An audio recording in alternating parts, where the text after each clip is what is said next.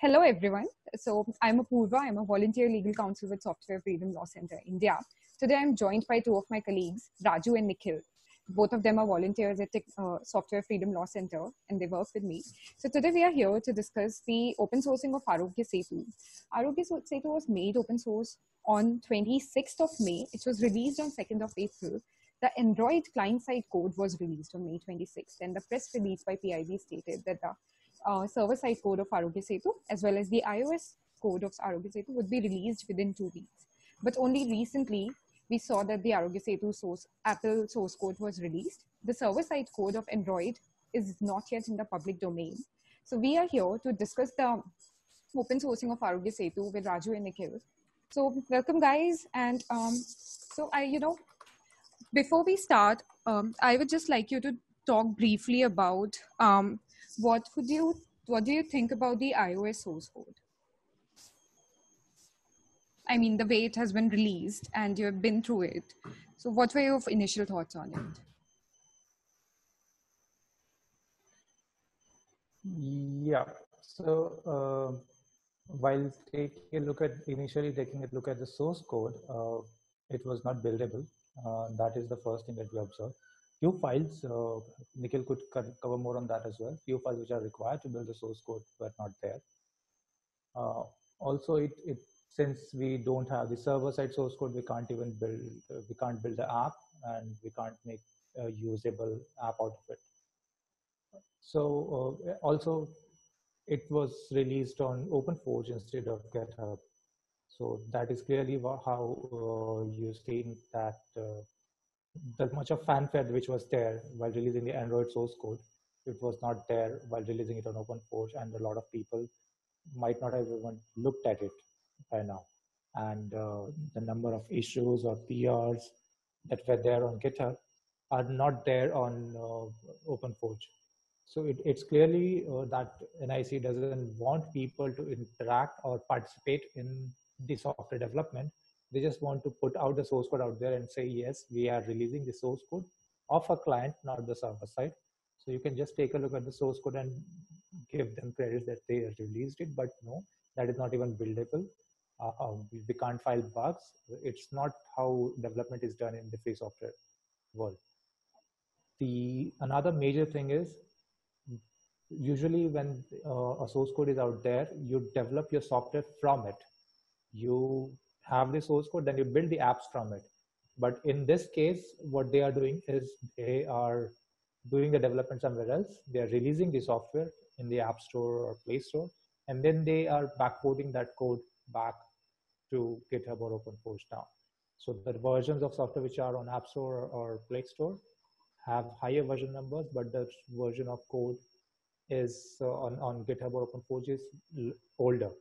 So the clear statement here is no, the latest version of Arogya Setu is not open source. Some older version is out there open, but the latest version is not.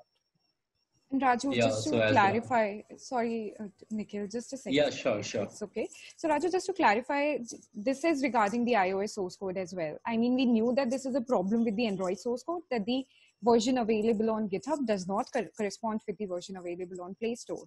But now you're telling me that this is happening in iOS as well, if I'm not wrong here. Yes, and I think they have said that they will release the iOS source code, but I will expect the same thing would happen everywhere on all the 3 platforms that they are releasing the app for. All right. And, yeah. Now, Nikhil, coming to you. Then the first point being, why OpenForge? I'm not against OpenForge. OpenForge is a really good platform. At the end, the only thing matters is that open source community should come to that platform and help with that project. Let it be open, let it be Arogya Setu, let it be any other project.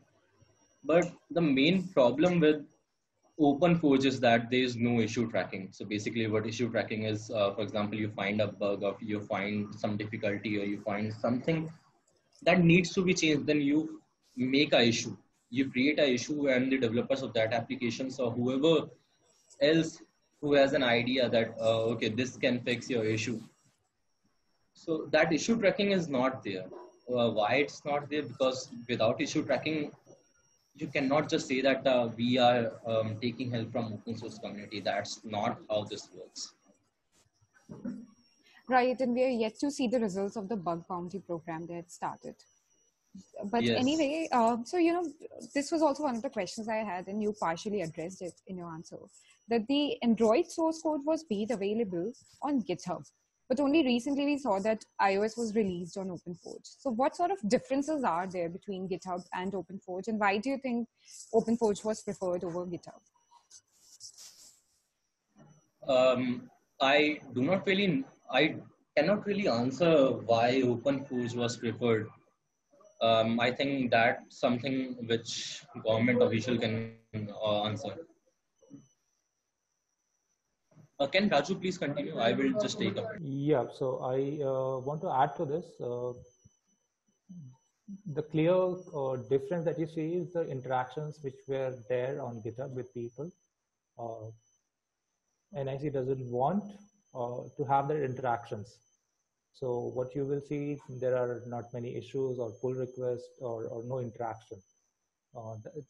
When the Android source code was released, a lot of people said that they are taking a look at this, they are studying the source code, trying to find out vulnerabilities and bugs. A lot of people published articles including us about vulnerabilities, and some people pointed out it recently. But all these things were denied, that there are no vulnerabilities. They do not wanted to engage in that discussion. And with OpenForge, they even phased out that possibility of an engagement, which was much better. So definitely with OpenForge, the engagement would be very less. Not many people would go there, and the engagement would be, the interaction between the community and the government would be very less. Thank you, Raju. Thank you, Nikhil. So coming to the third question I had, that now you have had a lot of time to go through the concerns related to Android client-side source code on GitHub. So what do you think are essentially the concerns of the FOSS community and your concerns as well when you analyzed the source code of Android? I think Raju has covered a point on this. So the major concern is that the latest version of ROK Setu is not currently open source in both iOS and Android platform. We do not really know about the iOS platform. So that's the major problem, because every day we see, not every day, but after a certain period of time, we see that there are new updates coming. Like, developers are working, but why can't we see on GitHub, on wherever they have open source the application? Like that, something that should be visible to the community if they are saying that ROK Setu is an open source application, but that's not the case here. Thank you, Nikhil. Raju, what are your thoughts on this? Yeah, so to add to this, so when the Android source code was released, a lot of people tried studying it, and I talked with a few of them, and they were very excited that an application which has a large scale deployment is being open sourced by the government, and they welcome this step. Although it was not done fully, but they still welcome this step that something has been done and something has been open sourced. Now, when they pointed out vulnerabilities and a lot of people tried to find out bugs, which was not very well taken, I went to the same people when the iOS source code was released, and the question I asked is, did you take a look at the source code? And they said, we did not, because the government does not want to engage. And if they don't want to engage, it has no point if we take a look at the source code. So this was the initial feedback I received from FOSS communities around India. I think just to add to it, and correct me if I'm wrong, but the fact that we do not have the server-side code of Android version of ROK Setu also adds to the fact that, there is almost no transparency here. Yeah. So I would like to add to the server code side thing. So when you say that my application is open source, it does not really mean that I'm just open sourcing whatever the client is, using to interact with the backend. In this case, that's the iOS application, Android application. What are you trying to say with that bug bounty program? Like, hey, is the application which merely does anything, which just collects the data and sends it to the backend, and the backend is doing all the logical stuff.